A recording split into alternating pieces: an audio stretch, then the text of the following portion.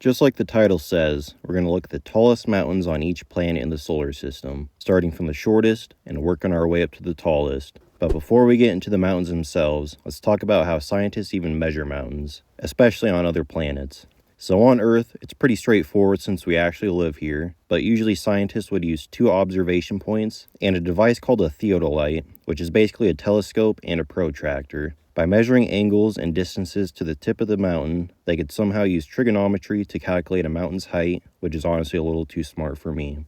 For other planets, though, scientists obviously can't just hike up there and run some tests or whatever. So instead, orbiting spacecrafts use laser altimeters to measure how long laser pulses take to bounce back from the surface millions of times, along with radar mapping to scan the surface and create detailed 3D elevation maps. From there, they can calculate the height of mountains, craters, cliffs, and all other surface features.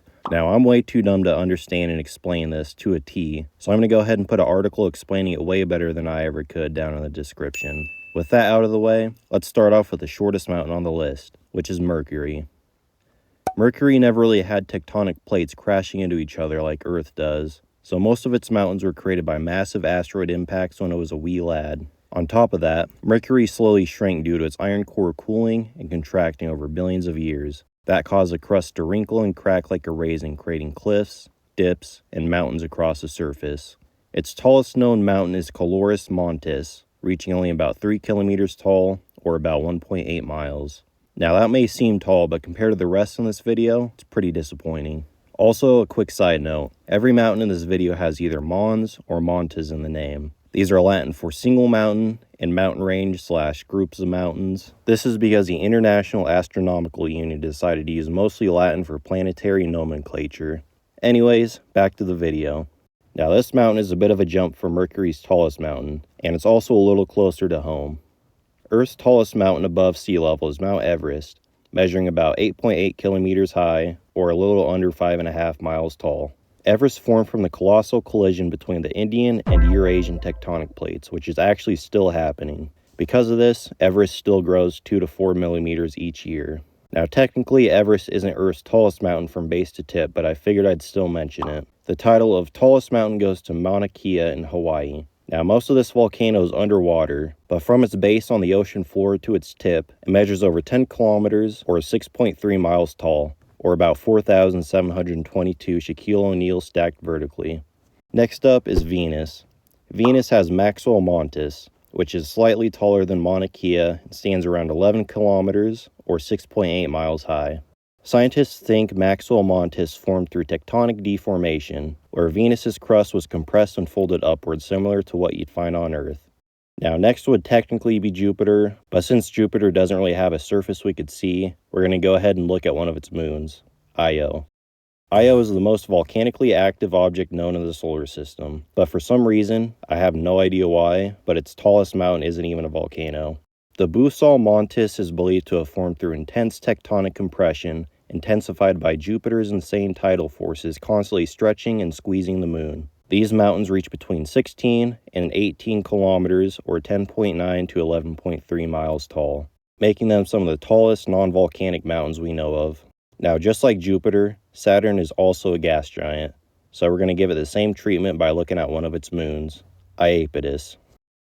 Iapetus has a gigantic ridge called the Equatorial Ridge, stretching around 1,300 kilometers across its moon's equator, or about 75% of its entire equator. In some places, it reaches a quivering 20 kilometers, or 12.4 miles tall.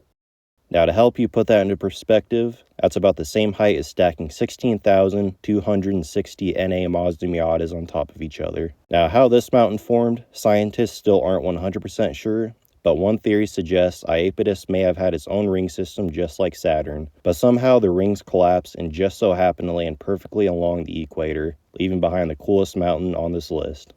Next planet on this video's list is Uranus, which is unfortunately still a gas planet. So once again, we're going to look at one of its moons, Miranda. Miranda has one of the most fractured surfaces on any other moon. Its Star Wars-looking surface is believed to have been formed from intense tidal forces caused by gravitational interactions between Uranus and its other moons. Those forces likely heated Miranda's icy interior, causing tectonic activity and possible cryovolcanoes that reshaped the surface.